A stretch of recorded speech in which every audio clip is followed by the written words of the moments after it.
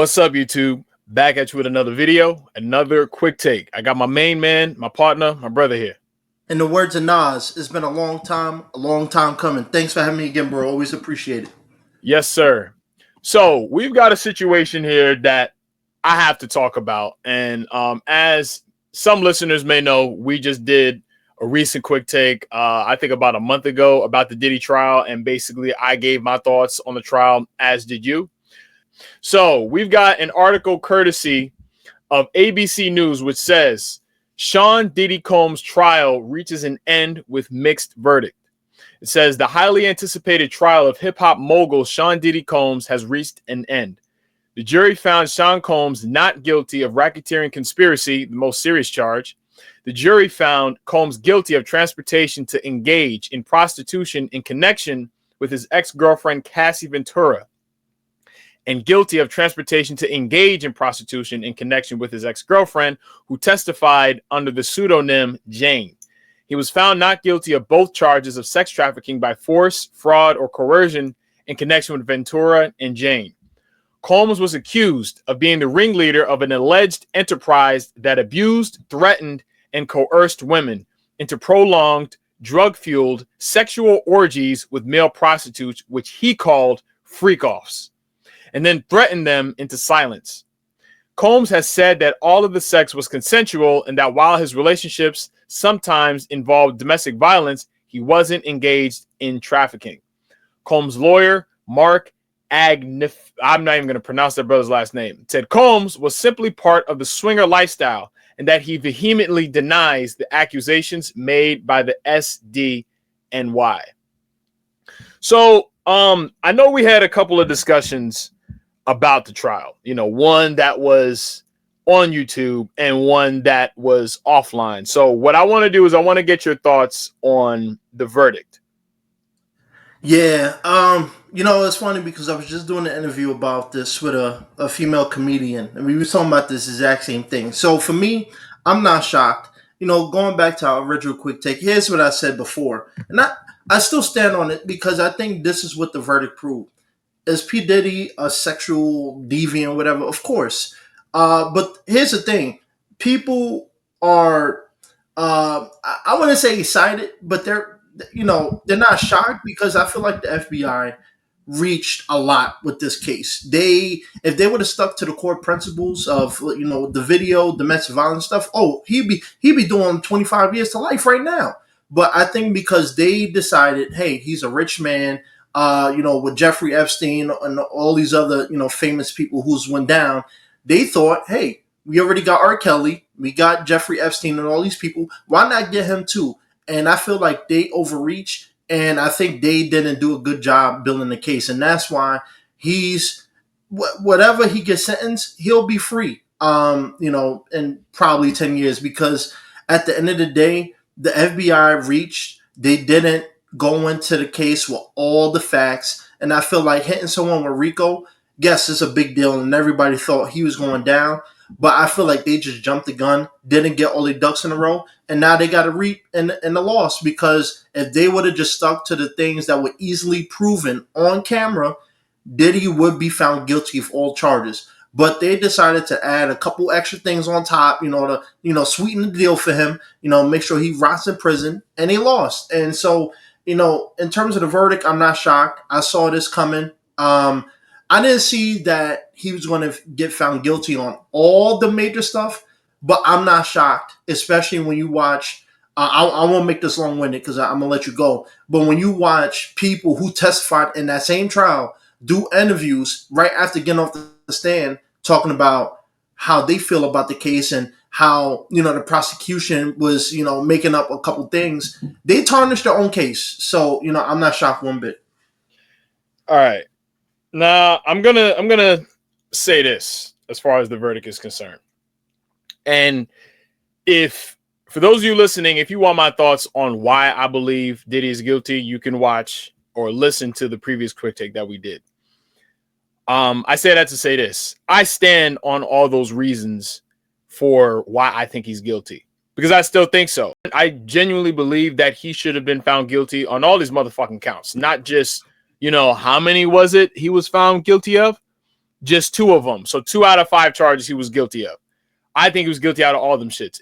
In reality, I'm not surprised that criminals like him are able to get off scot-free because they have enough money to fight that battle, if you get what I'm saying. He's still stuck in jail until October, right?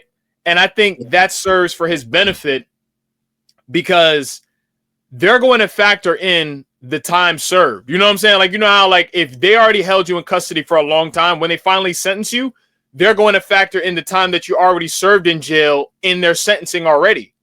So when people are saying that, oh, well, he could be serving up to 10 years, honestly, I highly doubt that shit. I highly doubt that shit. Because Diddy's been in jail since what? Fall of last year? If I'm not mistaken, like October, November, or some shit like that. So he's been in jail for a minute. The only consequences that this man, I think, has faced, in my opinion, is just the amount of jail time that he served. I don't even really feel like at this point now, he's really dealt with any real scrutiny. And I mean that relatively speaking. You know what I'm saying? So come October, don't be surprised if this man gets shit. Probably like a fucking year, if anything, because you want to know why. Like I said, like if you go and you get pulled over and then you got to go to court for whatever charges that you got pulled over for. If you have enough money for a fucking lawyer, you know that they can. So, all right. So the charge was this, but if you have enough money, the lawyer can get it reduced to that. You get what I'm saying?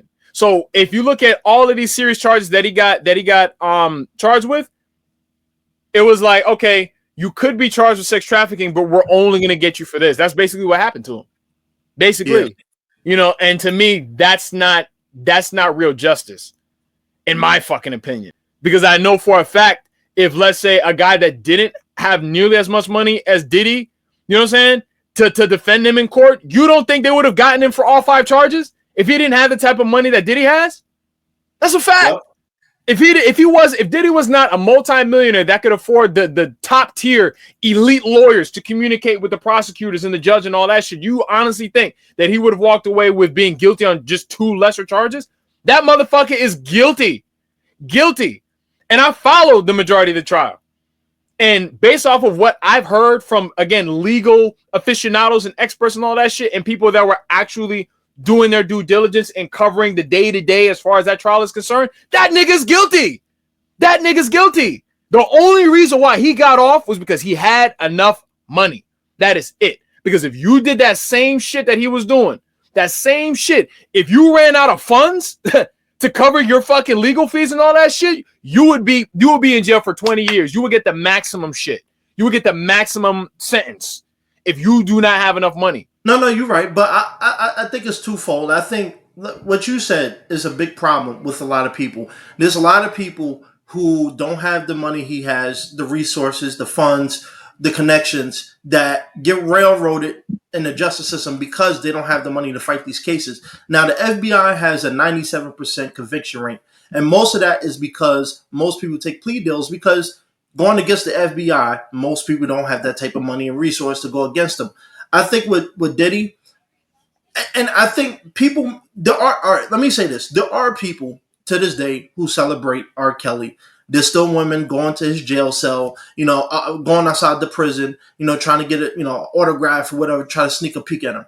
I think there are people out there who love Diddy. I think there are people who, when he get out of jail, these freak-offs are going to blow up. But Dr. Umar said something about this case, and it's that if Diddy was being tried for, like I said, what we saw, the videos of him, beating Cassie in the hotel. Domestic violence.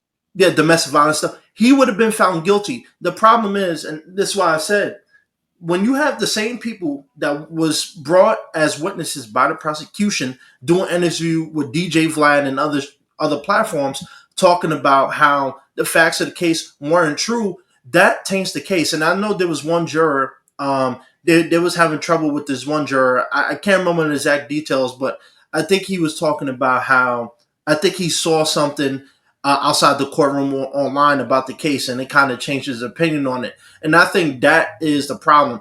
I think if the FBI, the prosecution, actually just stuck to the case, it's like this. If I go rob a store and I steal a couple candy bars and maybe I take the tip jar, if the prosecution decides to charge me with corruption, that try to charge me with assault and battery, all this stuff. Like, yeah, I might be guilty of committing that crime, but when you're throwing in all these other things that other people are refuting online, I think that is the problem. So I think Diddy is guilty of a lot of things, but I just think that the stuff that they presented to get him found to be found guilty on, they just didn't do it right, and I think they rushed the case a little bit. I don't know what the ins and outs of the behind the scenes is, but it seems to me that they rested their case on that video. But the problem is that video did not prove that. Trafficking. Nah, I don't agree with that though. They didn't rest the case on just the fucking surveillance from the goddamn hotel. They had plenty of evidence. It's like if you follow the trial, you would know the witnesses that were called into the stand and then the evidence that was presented in court. They had evidence. Like, you think that it would make it to federal court or you know what I'm saying, the Southern District of New York, it based off of just that? Because that footage alone is not indicative of racketeering. That footage alone is not indicative of sex trafficking. And that's the argument for a lot of people. Is like, oh, it's just domestic violence. No, if you're basing it just off of that footage alone, then yeah, that makes sense. But there's no way it can get that far legally just based off of that alone. They have plenty of evidence to substantiate the allegations against him. That's a fact. It's just, again, he had enough money to hurdle that. That's what I'm saying. And I'm not saying I'm referencing to people that literally only minimize this whole entire thing to just domestic violence as if there wasn't other fucking evidence presented in court. You know what I'm saying? The thing is, a lot of that shit flew over people's heads is because none of that shit was televised. No cameras, none of that shit was allowed. But they showed everything in court. Text messages, videos, all types of shit. You're right. But and this is why I kept saying that the witnesses that they helped tried to build the case tanked it for them too. Because when you have, I think the Punisher, I think his name is, when he's doing videos with DJ Vlad and other platforms talking about how, Cassie was calling him up, asking him to do these free calls numerous times, peeing her mouth, she's running out the room to bring his man stuff to Diddy and all this weird stuff. Like, I think that is what people are seeing, and that's why people are changing their tune. Like I said, I don't think Diddy is some innocent church-going dude. Absolutely not. I just think that the people that they brought and the evidence that they brought, you got to remember, like, when it comes to the entertainment industry, and I said this in our last one, I'm not going to make this long-winded because people could check it out. But I think when it comes to the entertainment industry, a lot of people will do a lot of things they wouldn't do normally, but because of the chance of fame, money, status, and all that comes with it, they'll do it. And then when it doesn't work out for them, they go out and say, "Oh, well, they did this to me." Come on, come on. Do you honestly? So do you honestly think that statement applies to Cassie and the Jane Doe that they had testifying in court? Because if that's the case, that doesn't apply. That doesn't apply to Cassie, because first of all, Cassie was already famous. The thing is, how is it that I'm doing something for some perceived outcome, but at the same time, I'm getting my ass whooped? And the option for me to leave is really out of my fucking control, because this nigga is gonna I'm afraid of retaliation, and this nigga might fucking kill me if I fucking leave. That shit don't apply to those victims. It doesn't apply to them. Because what you're saying is literally the general consensus that I've been seeing from a lot of people on the internet. And that's the wrong thing, which is what is how we're going to segue to the next topic. You know what I'm saying? But that don't apply to the women victims in that type of situation, because Cassie wasn't getting paid to do the freak off. She wasn't getting paid to do that. Well, of course not. That's what I'm saying. So let's ask yourself. So what was the benefit that she was getting, other than Diddy financing her lifestyle? If and only if you're doing this type of thing that I need you to do for me. Facts. She was, because remember I said to her, I'm like, yo, she was an artist under contract with Bad Boy. So technically she was an employee that wasn't getting paid. And then what she was getting paid was just all her bills, room and board, basically being paid for. But if she didn't want to do a freak off, she didn't have a choice, nigga. She had to do the motherfucking freak off.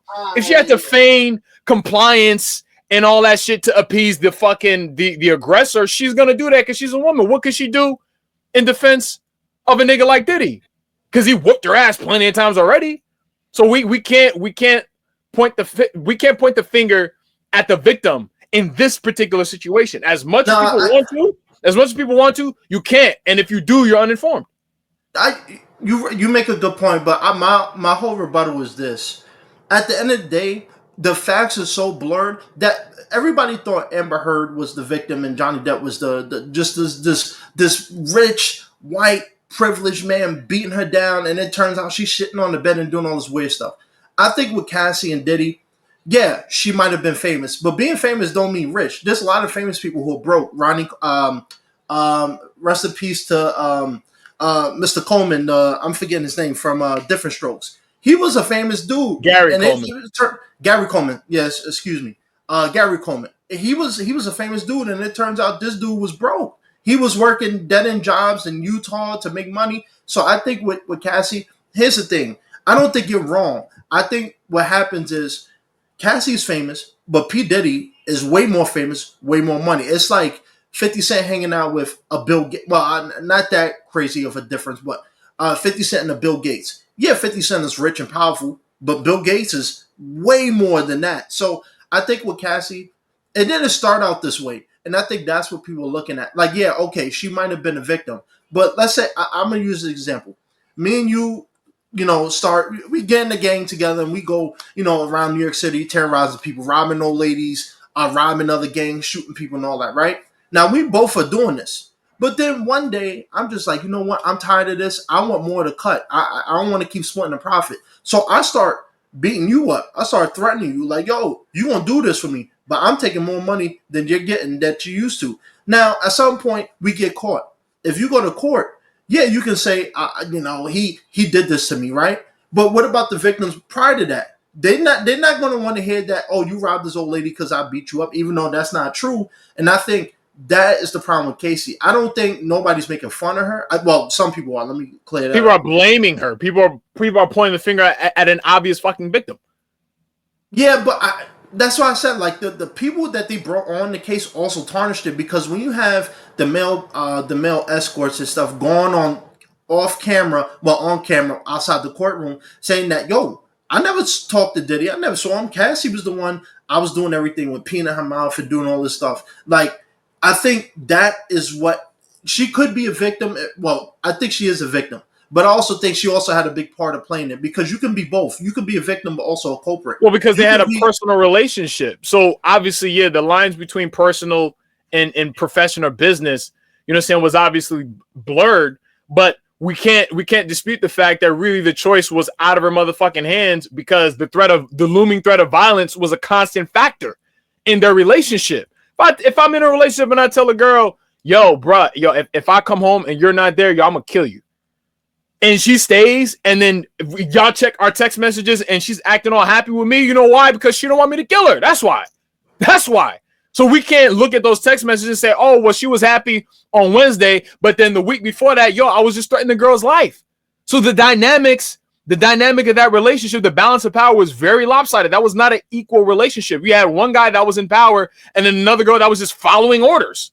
Just because she was the liaison between Diddy and the male escorts does not necessarily mean that she was the orchestrator of anything. He was the one that was telling her, yo, go and do this, go and do that. If she acted like she didn't want to do anything, she would have problems. She would have serious problems. She would be in danger at that point. Her life would be in danger at that point. Plenty of times. That's what I said, like, all that argument as far as like, oh, well, she wanted to be there, that's cap. Because like I said, if on the other side of that, the flip side of that, she's really afraid for her life. If she says, I'm kind of tired today, I don't really want to do it. And then the nigga goes, yo, you better do this shit, I'm gonna come whoop your ass. Is that real? Is that real? How should I say, like, free will or not? I'll wrap this up with this. I think there was a big power dynamic in it, and nobody is disputing that. And I don't want people thinking I'm defending him. What I'm saying is, I've heard this story. Well, in this industry, like I said, I was just talking to this one comedian who's opened up for, this woman comedian who's opened up for other big comedians. And she talked about that, how, and I won't mention her name just because, we talked about this a little off camera, but she was saying that how she never got far because she refused to spread her legs. Although she grew up with a lot of people in comedy who are a little more ahead of her because they decided to lay on that couch. Now, here's the thing, and this is why I said with the entertainment industry is brutal because yes, there are clear victims, and I think this case, yes, it shines the fact that I think at one point Casey did turn to a victim, but there was a point too where she was along for the ride. There was evidence where I think she was on a period and she had like some award show. Diddy like, nah, take a break, focus on that. And she like, nah, I want to do a freak off. She calling, to appease homie. That's why, just literally so he can get off her back. This nigga, you know how much older he is than her. That's what I'm saying. If I dating 20 years younger than me, dude, she's gonna want to, especially if I'm rich and I'm famous, she's gonna do anything I ask her to do. And then especially the fact that I'm whooping her ass, she's going to do anything to stay in my good graces. Anything to stay in my good graces. So yeah, shorty was on her period, and then she was texting him like, "Oh, I want to do it anyway. I want to do it anyway." That was to stay in this nigga's good graces, so she wouldn't be in danger. Yeah, but someone made a good point about this. I think this case, some people are going to look at it as set women back. But other people want to look at it as ruining women because there are true victims of domestic violence getting beat up, not doing any of these like Cassie and Jane Doe. Yeah, but I also think too there is a part of it, and Dr. Moore talked about this. Kim Porter's name kept coming up, and he made a good point. He's like, there's a lot of women speaking out about this who have relationships with Diddy on a relationship sexual level, who are coming out complaining about him, but what he said was this was all around the time he was with Kim Porter. So he was doing these freak offs, but he wouldn't stay home with them. He'd go home with Kim Porter. So I do think, like I said, this case is multi-level. You have a famous rich man in Diddy. And yes, you do have a victim in Cassie. But there are a lot of people who will leech on to someone famous, knowing that they have options. And then when they don't get chosen, they come out and say, oh, he did this. And I think this is dangerous because let's say you become famous, right? And you deal with people, whatever you want to do in your personal life, right? Someone could say, oh, Dimitri did this to me. And because you're rich and you're famous, people want to think you're automatically guilty. I'm not saying that Diddy is some innocent guy, but what I'm saying is people need to, when it comes to domestic violence and these type of cases, yes, there are clear victims of this. But I think what's happening is people are seeing that video of Cassie getting beat by Diddy and saying, oh, he must have just beat up the whole relationship.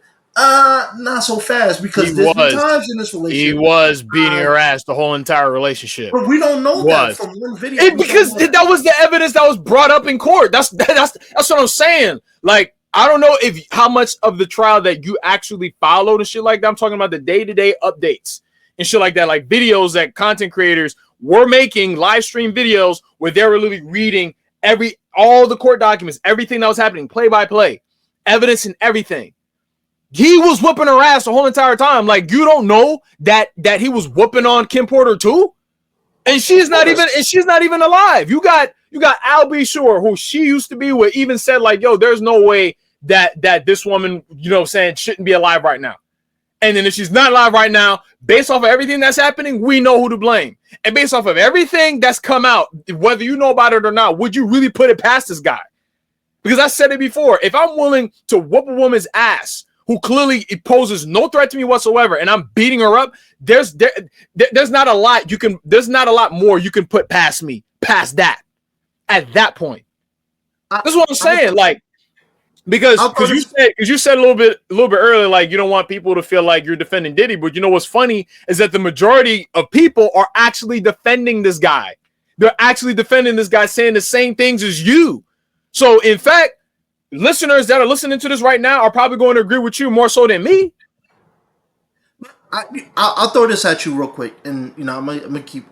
Where I live, right, and I've told you about this. There's a couple that lives next door. Now, every time I turn around, yeah, and I don't want to get to because they probably hear, but this is a relationship that nobody's Diddy, nobody has his money, and we hear this all the time. And I'm being serious. Like, the police were just here a couple days ago, and it's like it gets to a point where it's like, okay, she, keeps saying, "Oh, he did this to me. He did this to me. I got children at home." But every time you turn around, they're lovey-dovey. She making excuses for them, and it becomes a never-ending cycle of, okay, how much can we keep blaming him? Because at the end of the day, I've seen this with my own eyes. She ain't innocent either, and I think that is why, for me, it's kind of like, yes, I do think Diddy is a guy who used his money, fame, and everything to get what he wanted. But what also comes with that is when you're rich and famous like Diddy, people will put up with that. And I think that is why, for me, that's why I'm saying I'm not defending him. There are people defending him. But what I'm saying is, in this industry, people will do all types of things to get ahead. And with Cassie's different. But there's people who will do anything Diddy wants because they want to be around someone like him. The money, the fame, the status that comes with it. And then when it don't goes right, and I used the James Franco thing where, a lot of the college, some college girls came out and said, "Oh, he did this to me. He did this." But then it turned out that they was doing all this in the hopes of getting a movie role. And then when they didn't get the movie role, well, and that's extortion. That because you're talking about two different things, and then that's extortion. And honestly, like I said, I don't really believe that Cassie has any real reason to extort Diddy. You know what I'm saying? That's one, because that's already a girl that's already well off, regardless. That's one. Two, you're speaking on, which is earlier, like, all right, those people, who live nearby. Okay. That errs on the side of, or that touches on psychology. Okay. Because there's probably hundreds of thousands of women around the world that are in that same situation that you just described. And then we can literally go down the rabbit hole, ask for why they choose to stay and all this other types of shit. You know what I'm saying? That's really psychology. You know what I'm saying? And then either way, in that type of situation, you can't really blame the women, because a lot of them, it's not as simple as, oh, they can just pack up and leave. There's so much that goes on in the mind of a victim of domestic violence that we can't say, oh, we'll just leave. Yo, for them, it's not that simple. It's like someone who's smoking crack. Okay, I could go and tell a crack addict, "Oh, hey, just stop smoking crack." But it's not that simple. There's biology behind that, and then there's also the psychology factor too that they got to hurdle. She's a victim. Jane Doe was a victim. Kim Porter was a victim. This is what I'm saying to you. It's not as black and white as a lot of y'all would like to believe. And the thing is, before we get to the next subject, I actually want to just read portions of this article, which it says, in the aftermath of Sean Diddy Combs' federal trial, public attention has shifted from the celebrity spectacle to a sobering question. How does our current justice system support survivors? The jury acquitted Combs of sex trafficking and racketeering, but convicted him on 2 counts of interstate transportation for prostitution under the Mann Act, a historic conviction, but a limited one given the scope of the allegations.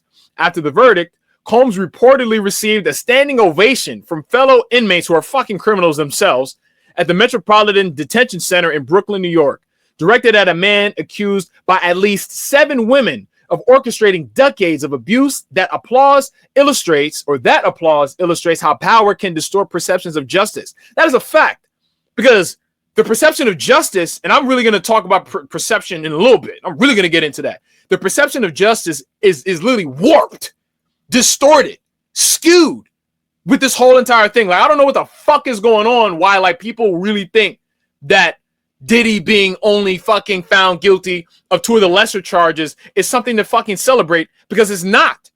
And then it says the allegations against Combs were consistent and detailed. Like I said earlier, yeah, there was plenty of evidence. And it says revealing a pattern enabled by celebrity status and industry complicity. Still, legal accountability proved elusive. This isn't surprising. Research has shown that survivors of sexual violence face overwhelming obstacles to coming forward.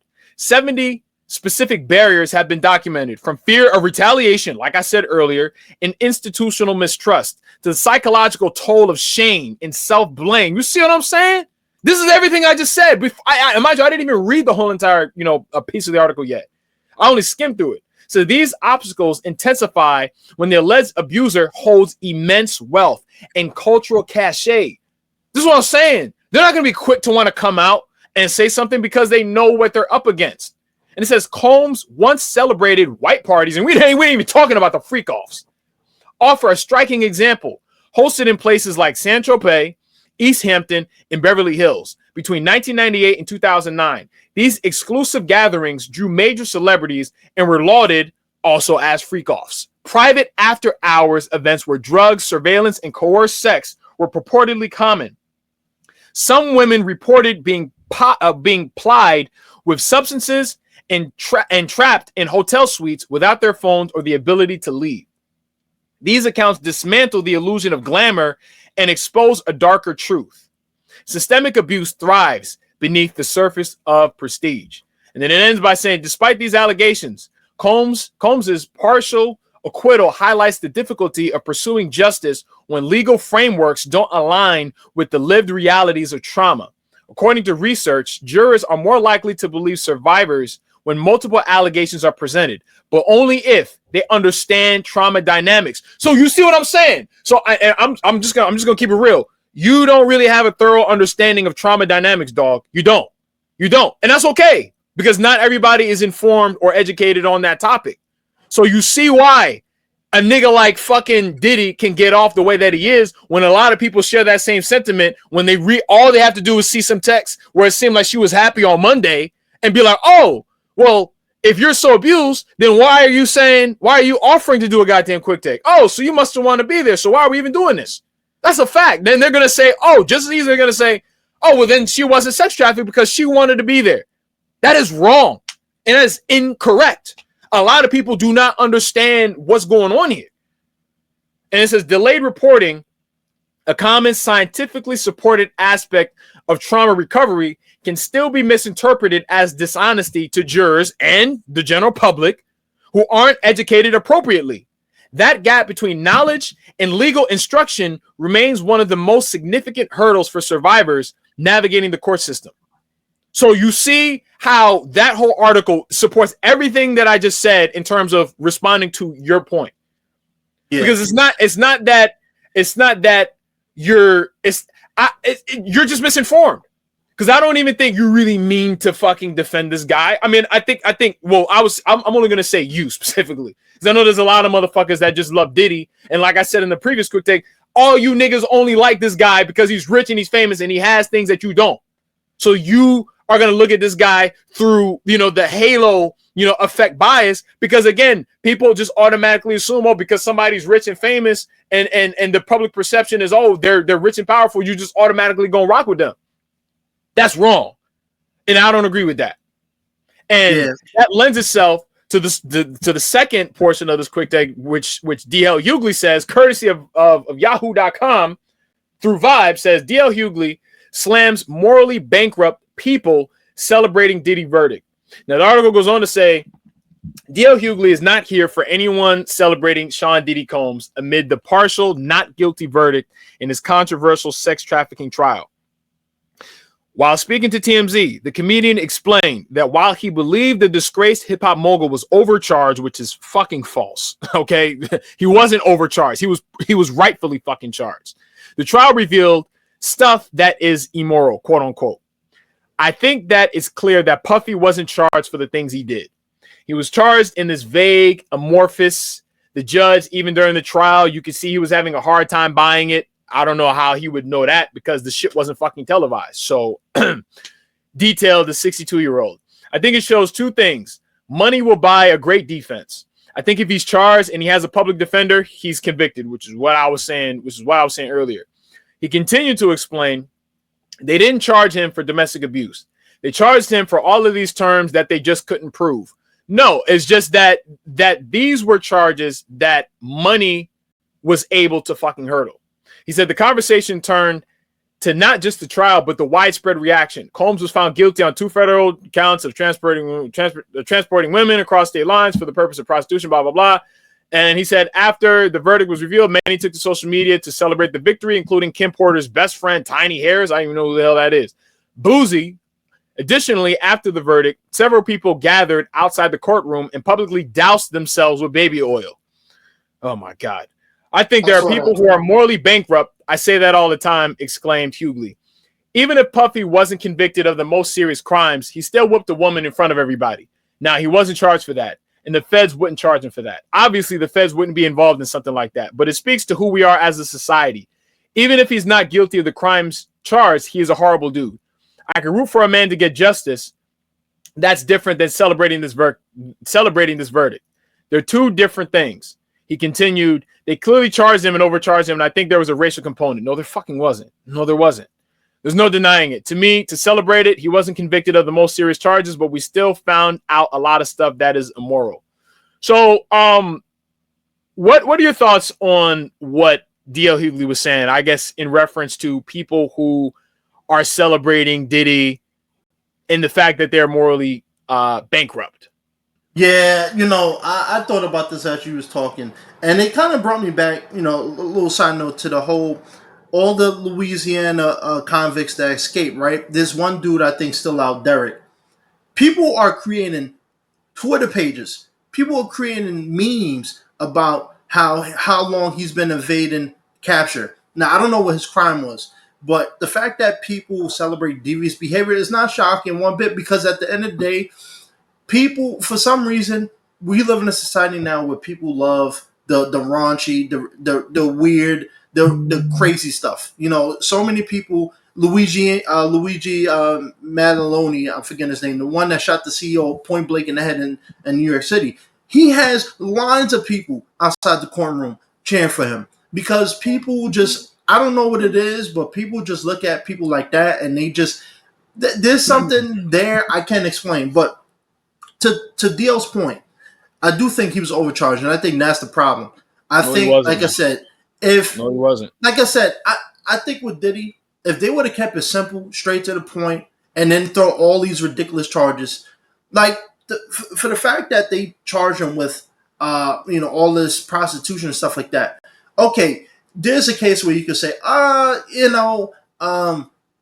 he's guilty of that. But then again, when you have the very people that the prosecution is using to base those charges on are going out saying, no, they hit me up, I was willing to go. So at what point do you make someone who's a willing participant a victim? Because if you invite me somewhere and something goes left, that doesn't mean that you dragged me there. That means I went willingly. And you can't say, I think the prosecution just overshot what they were trying to do. And I think there was a racial component, because look at Harvey Weinstein. Like, the dude was taking advantage of minors. He was taking advantage of minors. But he's in jail.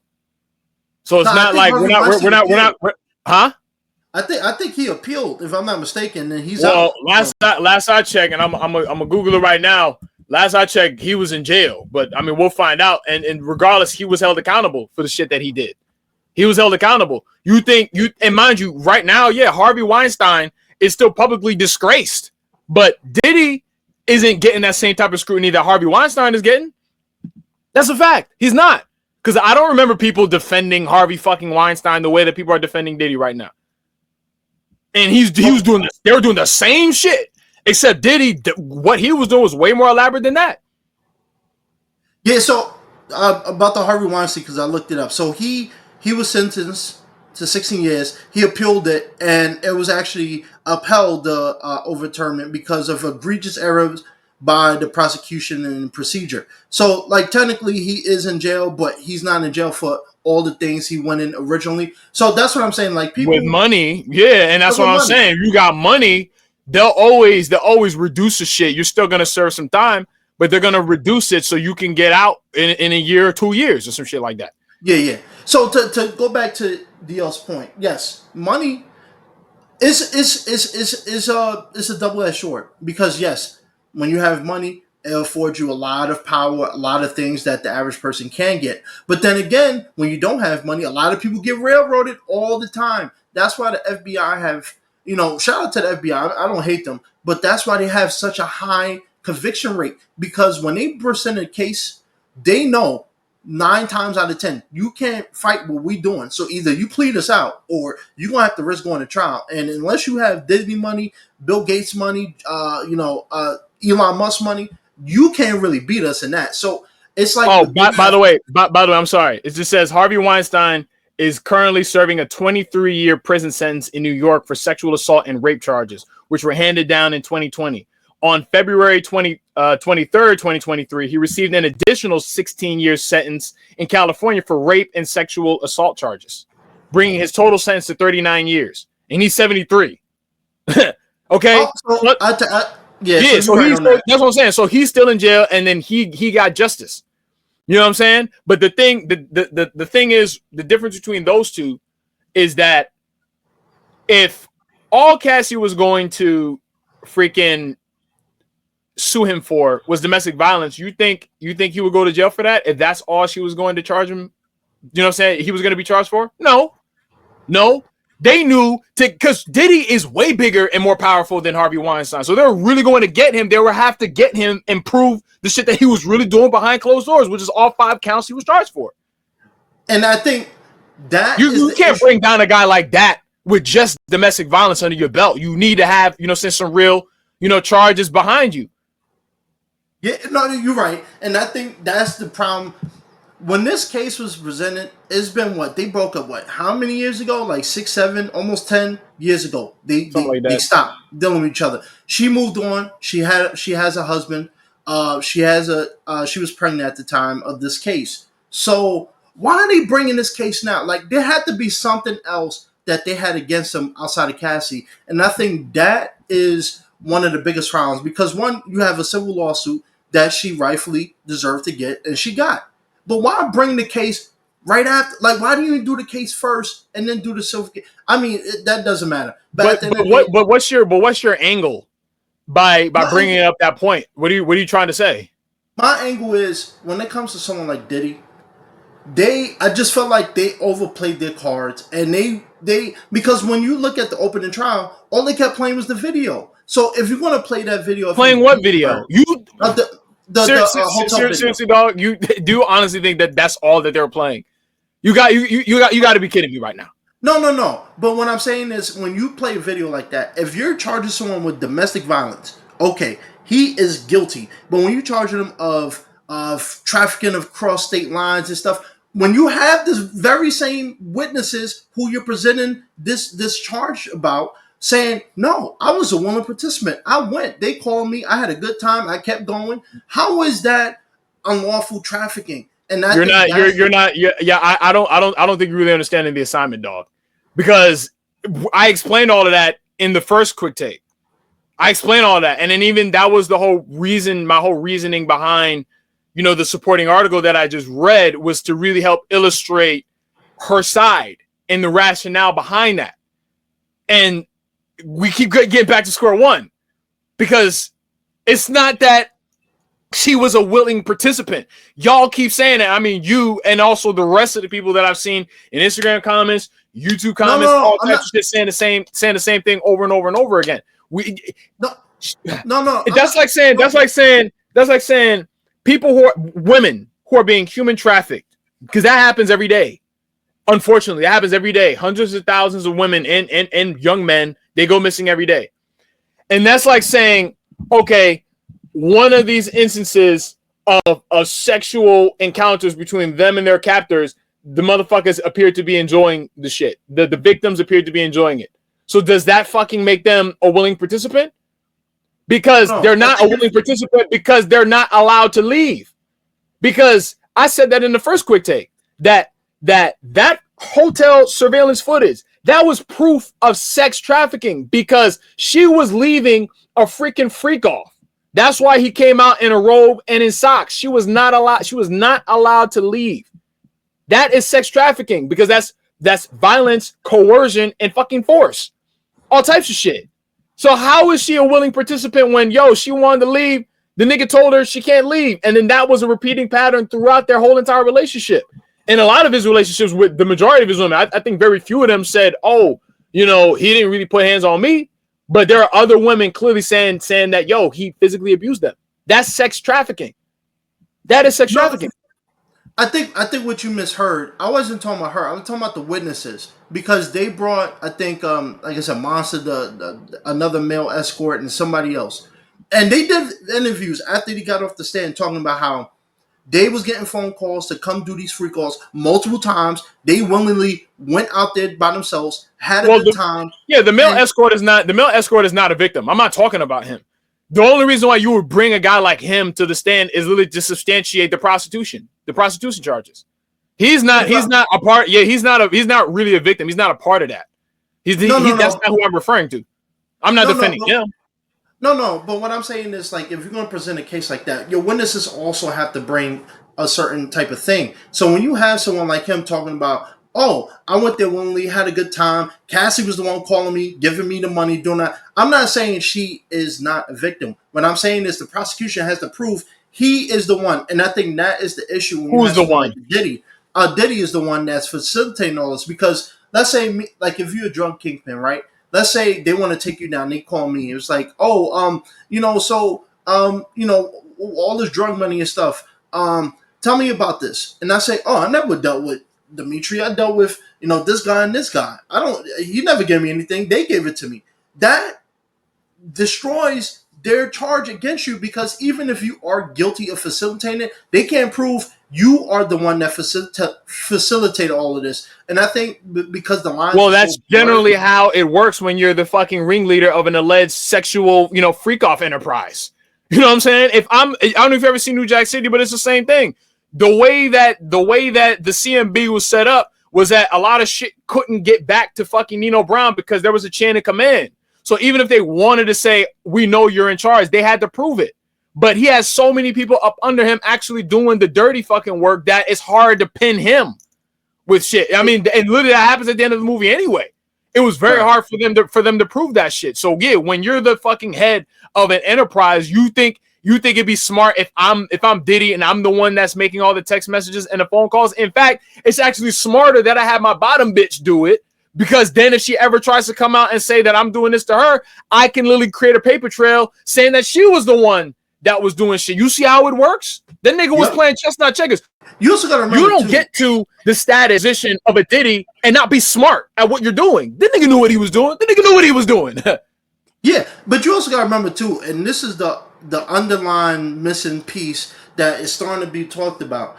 Let's be clear. He's not the only successful person. Like, yes, he might have been the guy who started the freak offs. There's a lot of celebrities that was attending these, and I think that is the problem, because so many people was involved. It's like the Jeffrey Epstein thing. I'm not a big conspiracy theorist, but people say he died because he had tapes and all types of stuff on people who went down with him, so they had to get rid of him. I think with Diddy, he didn't rat on nobody. He didn't snitch nobody out, because he could have easily said this person was there, this person was there, this person was there. He didn't do that, and the prosecution didn't do that either. So I think if they would have just did that, unfortunately, you got to take some people down. So if you're going to get someone like Diddy, you got to prove how he relayed the message to this guy, and this guy was able to do this with this guy, and that's how it correlates to him. But if you have the two people that he supposedly gave chain of command to do this stuff, when they're doing interviews off camera, on camera, outside of the courtroom, talking about I was a willing participant, how do you prove that case? And I think that is the issue. They should have got people who were just as much famous, if not at least somewhat famous, who attended these type of things to come out and say, oh yeah, I saw him do that. But they're not. Yeah, but come on, man. First of all, a lot of these celebrities, they're not even going to come out and defend each other when they're going fucking through it. And how many of these celebrities anyway spoke up about the Diddy, trial? Very few and far between. Very few and far between. And then regardless of the fact, one, they're not going to want to stick their necks out and get that bad press, because really, in reality, it is bad press depending on what your career is, unless like you're a rapper or some shit like that. And then regardless, it's not going to change anything, because again, it's blatantly obvious here that this dude was the ringleader of a fucking alleged fucking enterprise. It's just that, again, it's hard to fucking prove it, because again, when you're playing chess, you know how to move your pawns accordingly. So that way it doesn't certain shit don't come back to you, or it's going to be very hard to do it. If again, like I want somebody to go get me drugs or some shit, and then instead of me doing that, I'm going to send somebody who's going to send somebody to go and get it. You know what I'm saying? So I'm the recipient, but I'm not the courier. That's literally how it is. She was just the liaison, but again, she didn't have a choice. Therefore, again, that substantiates sex trafficking. But when you have enough money and you have enough power, that basically you're gonna get hit with something legally, but again, your money and power is going to cushion that hit. And clearly we saw it, because you only got guilty of the two lesser charges, not the major ones. And which is why come October, that sentence that he's going to get is not going to be Harvey Weinstein, you know what I'm saying, related, because again, Harvey Weinstein was a powerful Hollywood producer, sure, but he was not on the level of somebody like Diddy. Harvey was a gatekeeper, yeah, but not on the level of Diddy, clearly. And again, he was expendable because, like I said, he's going to be in jail till he dies. You know what I mean? Diddy, no, because Diddy's already been in jail for almost a year. So when they sentence him, he might be in jail for a little bit longer. And what's funny, the nigga thought he was going home. Because what did he say in the middle of court? That nigga was shouting, hollering, and screaming, "Oh, I'm coming home, mama." Yeah, that nigga thought, because he was like, "Yo, I'm good." But he's going to have to sit for, what are we in, July? October's right around the corner.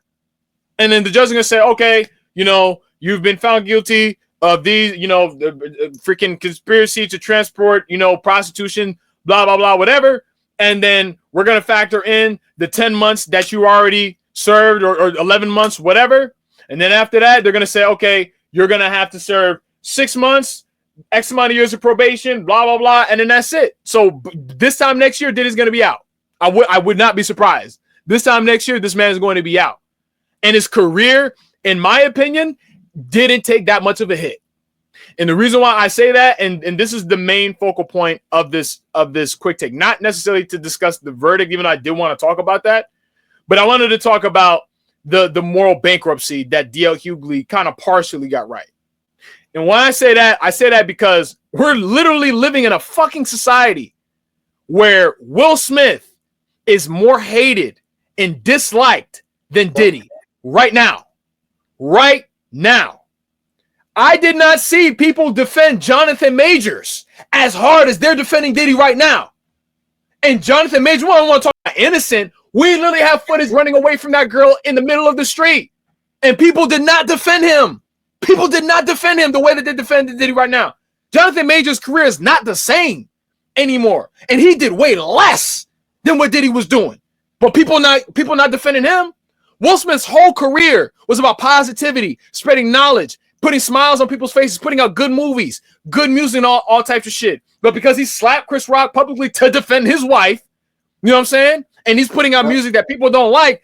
Every time I see Will Smith's name, generally speaking, outside of his own Instagram page, people are talking shit. People are clowning him. When he dedicated his whole life to trying to make the lives of other people better, however way he could. And then people are defending Diddy over Will Smith? Over Jonathan Majors? What the fuck? So we really want to talk about moral bankruptcy. This society is fucked up because people applaud bad people, criminals, over good people. And I dare I say it's really the black community, because I don't really see white people and other races, maybe brown, the Latinos. I don't see white people caping for Diddy the way that I see black people are caping for him. Why? Because you like his music? Because he's rich and he's famous? That's it? That's it? It's like, yo, yeah, sometimes we do need to separate the person, their music, from their fucking crimes. And people will applaud this guy. Like Kanye West, bugging out right now. Homie freaking, went to Diddy to go support him, making songs called Free Diddy. No, keep Diddy.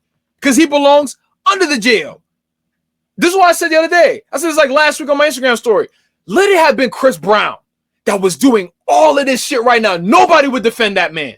He'd be done. Nobody would defend Chris Brown right now. If Karuchi or Rihanna or somebody like that was like, yo, Chris Brown was forcing me to do free calls and blah, blah, blah. Do you know the type of cross that they would have put this nigga Chris Brown on? I didn't see people caping for Chris Brown like that. Back in the day, when the whole Rihanna shit happened, the lesser percentage of people were defending Chris Brown. And Chris Brown is way more talented and way more important to the culture than fucking Diddy is. But people still talk shit about Chris Brown to this day. To this day. There's not a lot of people now that have a moral compass and are honest enough to call out Diddy on his bullshit. I could easily have joined the fucking, the general, conformist society and been like, oh yeah, it's just domestic violence. And, so, oh yeah, they're trying to take down a black man. Yeah, trying to take down a black man. I'm the most fucking pro-black person I fucking know. And there's no way I can stand by this guy because I did the research. I followed the trial. And all evidence points to the fact that he's a horrible human being, just like DL Hughley said.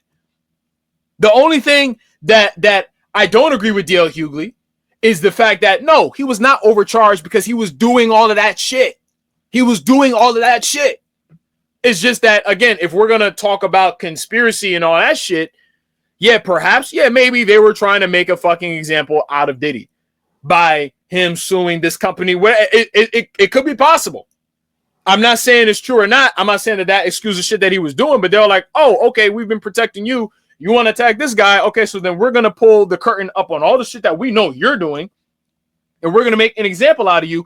And none of your friends, I mean, other than Tyrese and fucking Lil Boozy and shit, is going to come out and defend you.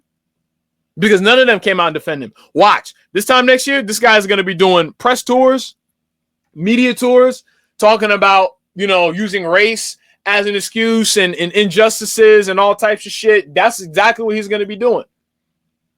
And it disgusts me. It literally disgusts me how, again, a great human being like Will Smith, a talented actor like Jonathan Majors, they don't get a second chance. They didn't have black people defending them. You know what I'm saying? And they're actually good people. Again, the only thing that Jonathan Majors was guilty of was not only dating a white girl, but also staying in a relationship that he knew was toxic, long term, past its expiration point. That's what he was wrong for. And then look at him now, trying to make the most of what he has left of his career, which I do think may, bounce back, in the future. Yeah. Will Smith didn't get. We're not talking about Will Smith's next movie. We're not talking about that. Will Smith is on tour right now. And then everybody's laughing at his music and shit like that and still talking about the Oscar slap. Still at this point. And you can agree, people didn't defend Will Smith like that. Back then, everybody was attacking Will Smith. Everybody was saying that Jonathan Majors was an abuser.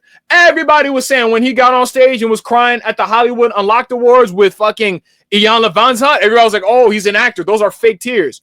Wow. But then we're going to fucking next year defend Diddy for shit that we saw him do.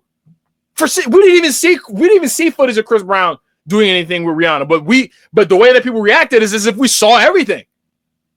We've seen one instance, one of probably many instances of him whooping her ass.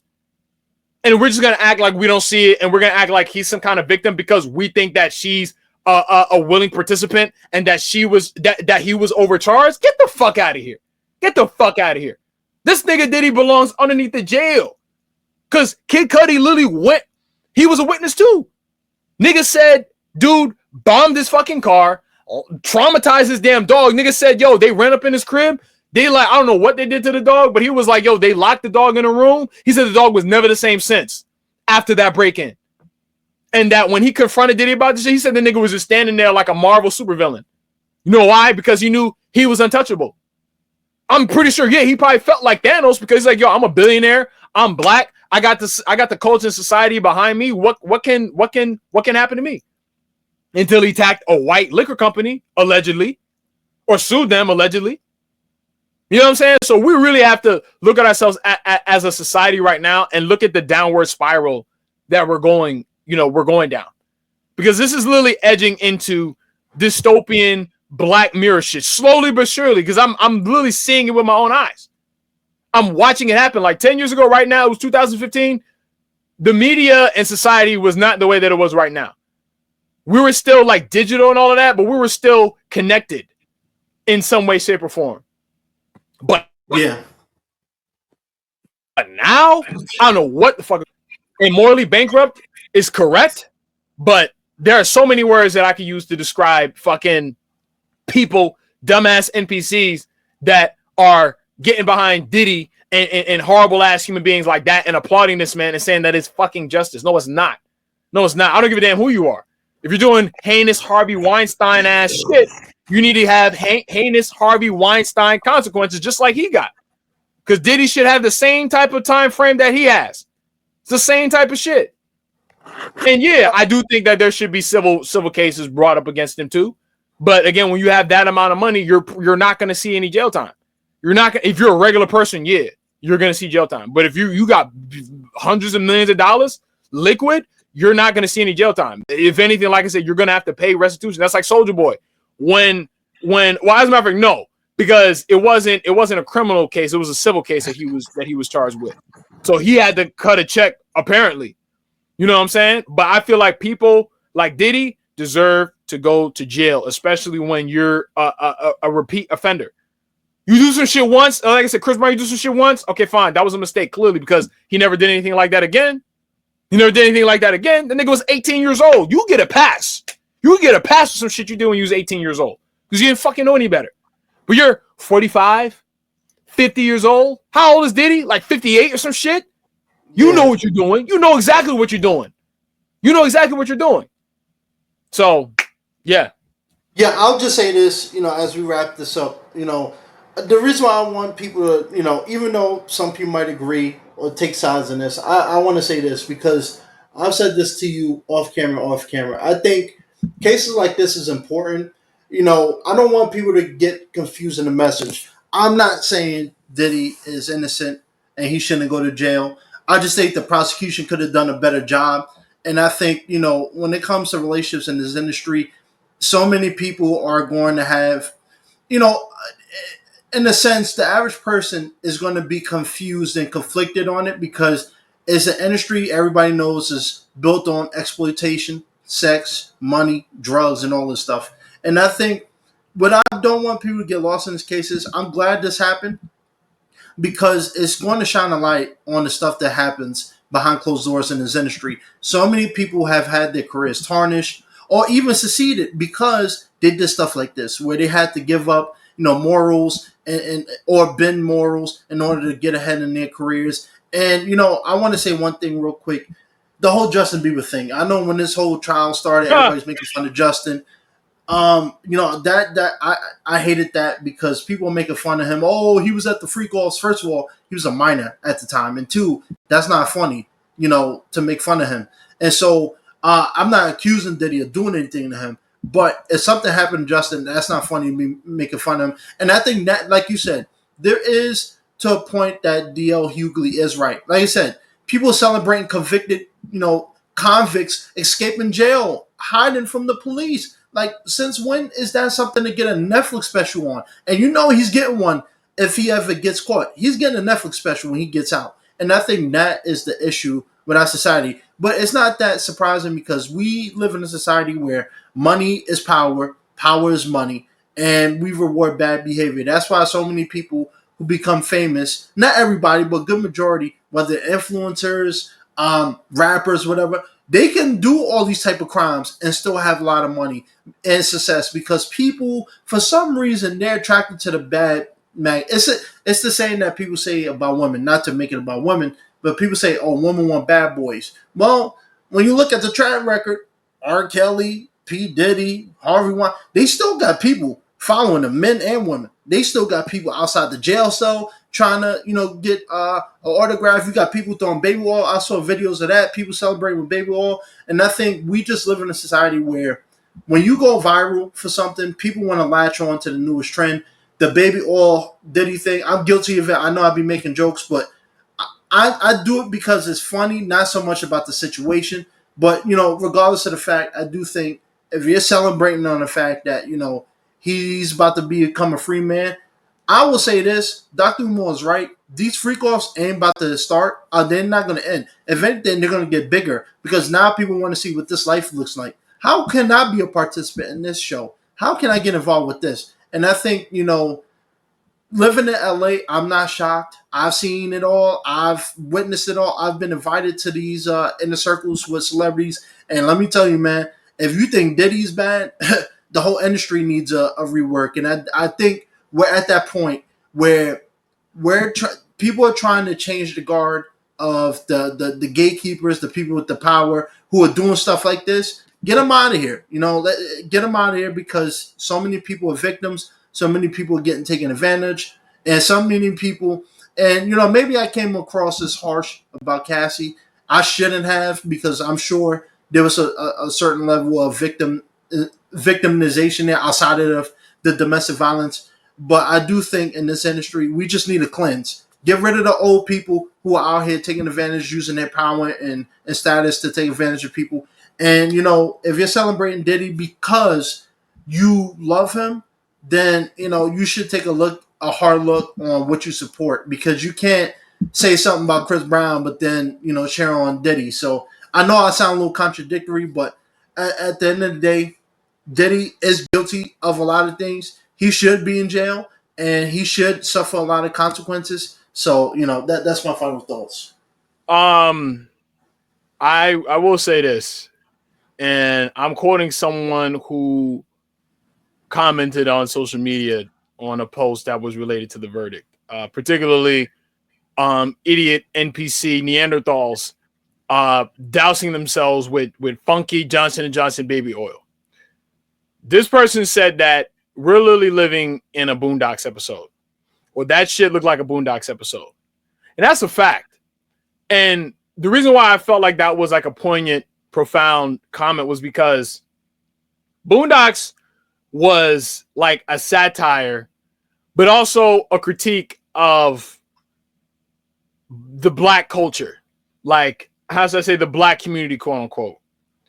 And a situation like this, if you're conscious enough, you could really look at everyone or this situation in particular and the way that people have reacted in macrocosm, because it just shows what we value as black people. And I'm not saying that every single black person was in support of Diddy, because I know there's a lot of people like me that wasn't fucking going for the okie doke. Okay. But we really need to fucking take a hard look at ourselves and recognize the direction that we're going collectively. And as far as I've seen for the last 5-6 years, as I've gotten tapped in with, this country and black people and just the social, racial climate, it's not headed in the right direction. It's not. We're living in a society now where Kai Cenat, ISO Speed, Diddy are fucking, and I'm not hating on, Kai Cenat or fucking Speed or whatever, but I'm making a point here. We literally prop up these guys, but then at the same time, we look down on Will Smith, fucking Jonathan Majors.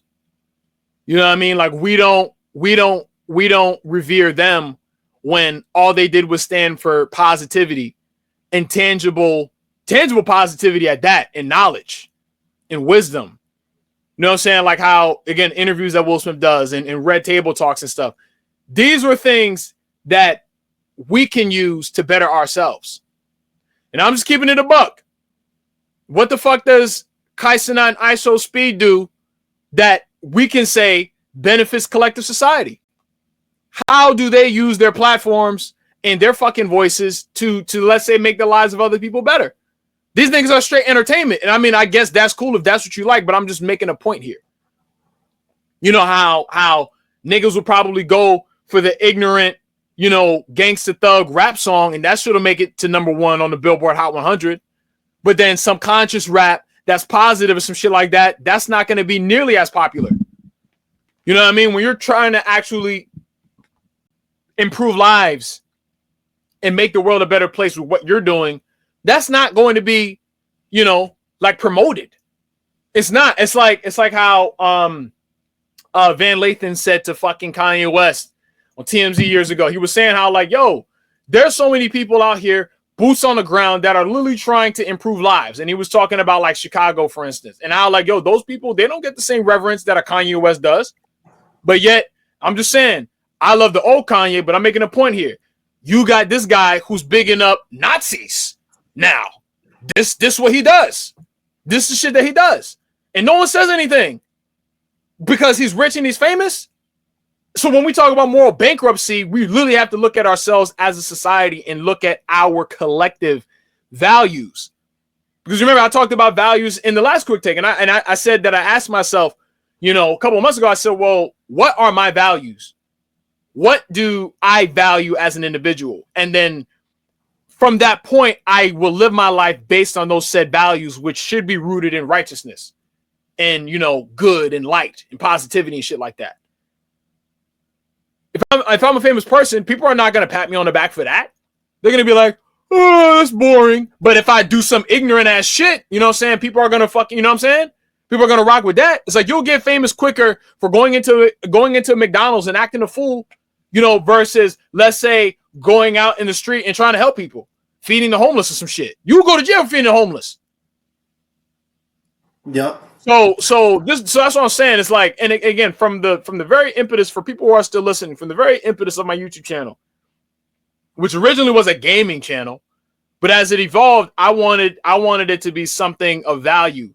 Because prior to me even creating a channel, the channels that I like the most were the channels that like I could take away what they said in the video and apply it to my real life. Real life shit is what I rocked with. So when I was watching Corey Kenshin and Berleezy and shit back in the day, what I really liked about them was their vlogs when they were talking about real shit that they were going through. I didn't really give a damn about, you know, their gaming and shit like that, because you look at their channels now, they primarily just make gaming content and entertainment. They don't really do vlogs like that anymore where they're talking about real shit. So I was like, if I'm going to make a channel, yeah, there could be entertainment, you know, factors on there, but then there also has to be something that is real and tangible, that even if it's just one person is watching, they can take something away from it and apply it to their lives. Because I know there are people out there, probably not a whole lot, but there are people out there that do listen to our quick takes from start to fucking finish, that they might drive somewhere, throw the quick takes on and listen to the shit. These are for you. So then you can take what I'm saying and then you can teach somebody else the right way to go, because where we're going right now as a society, it's kind of scary. AI, Diddy, Kaisenat, ISO speed. And the reason why I'm using these as an example, because I don't think they stand for anything positive. And niggas would probably try to call me a hater for that, but come on, man. Let's be real. I feel like the reason why, you know, like a Tupac stood out from the average thug gangster rapper from the 90s is because he used to talk about real shit. He stood for something bigger than himself. And let me not say he died for something bigger than himself, but the things that he said, the positive things, is what transcended his life. And people like that are not nearly the most popular anymore. They're not popular anymore. They're not applauded anymore. Why do people dislike, you know, Will Smith? And I'm gonna wrap this up, but I'm just saying, why do people dislike his music? Because he's not talking about some whack ass ignorant shit. You know what I'm saying? Like, what's the difference between what Will Smith is saying and what Drake says in his fucking, you know, music? Oh, but because it's Drake, we're just gonna approve of it, right? Oh, but because it's this artist, because it's Kendrick, we're gonna approve of it, right? What if Kendrick? This is what I'm saying. Like, this is how fake people are. I bet you, if Kendrick had the same type of flow that Will Smith had, people will rock with it because it's Kendrick and it's, you know, new and innovative and all of that. But remember, I was saying with Brian McKnight, because when people look at you as an easy target, anything you do, people are just gonna hate and laugh at it. Anything that you do. So it's like, yeah, we want raps, but we don't want it from you. We want it from that guy. So no matter what he says, what comes out of his, you know, mouth, you know, in a freestyle, it's not gonna matter because people already have it made up in their minds that they don't fuck with Will Smith like that no more. He's just somebody that, you know, we laugh at in terms of, you know, his raps and then his personal life, you know what I'm saying, the Oscar slap, and then we just don't allow him to just move on with his career. And that's fucked up. Because somebody like Will Smith has done a lot of good. I think Jonathan Majors is somebody who, you know, is doing a lot of good. You know, between him and Megan Good and starting a fitness, you know, thing, whatever it is that they're doing. So I say all that to say, and what I've always said is that, yo, like, niggas got to learn how to think critically. And I don't understand how people who went to college and pursued a fucking higher education and they should be more edified and enlightened and all that shit, y'all motherfuckers still stuck on stupid. Because how the hell did you go and get a bachelor's and a fucking master's and all that shit, but then you'll still sit there with crusty ass, you know, fingers and type up, oh, Diddy is guilty, he was overcharged. How are you educated? And then this is the conclusion that you came to. Come on, man. There's such thing as an educated guess. You know what I'm saying? But people don't like to read. You know, people don't like to research for some reason. People got a whole lot against that. Because the problem with this fucking verdict, with this whole case, is I will put money. The majority of people were getting their information from the fucking Shade Room, who I believe was on the payroll from the fucking, you know, Diddy's people and shit like that to basically paint it that they were innocent, putting his family out there and trying to paint a picture that, oh, he's a family man. Oh, yeah. Y'all not even reading the motherfucking, you know, the description. At least y'all just look at the headline and look at the pictures. Because I'll read a book out in public, you know, my job and shit, and people are astonished that I'm reading. Like, damn, I'm like, yo, like people don't read. Like, why is it so fascinating what I'm reading? Like, you don't read too? Like, you know what I'm saying? If I see a nigga that's reading a book, I'm not gonna run to him like, oh my God, what are you reading? Like, first of all, no, because that's bad etiquette too. It's like, it's not that fascinating because, bitch, I read too. And that's a problem. So people formed their opinions based on no research. Little to no research whatsoever. So I couldn't write a fucking paper without citing your sources. You couldn't just get information and just repeat it without saying where you got it from. Where'd you get the information from? Where I got my information from? Because in the last quick take, I had sources that I got my shit from, and I cited them. I have a whole email that I sent to myself with links that I can say where I got that shit from. I wasn't just pulling it out of nowhere. So this is why a nigga can't tell me straight up, oh, Diddy was overcharged and he was innocent. No, he was not. But on that note, what are your thoughts?